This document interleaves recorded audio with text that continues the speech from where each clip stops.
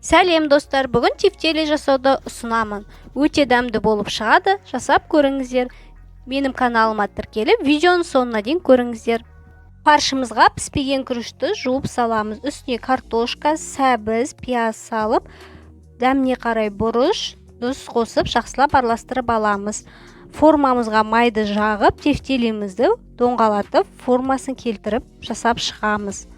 Барлығын орналастырып қоямыз. Картошкамыздың қабығын ашып, жуып, доңғалақ қып, турап шығамыз барлығын.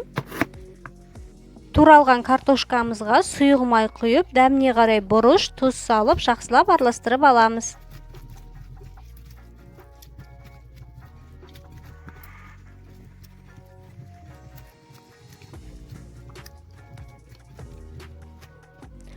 Картошкамызды формаға орналастырып шығамыз.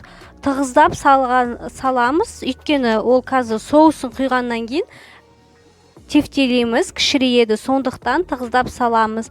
Өздеріңізді дәміне қарай қызанақ, сәбіз қосуға болады, тағы да басқа да жемістер қосуға болады.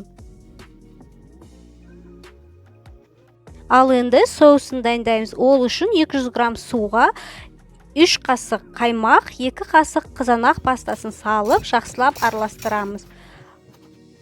Соусымызды тефтелиміздің үстіне құйып, 180 градуста қызып тұрған пешімізге 40 минутқа саламыз.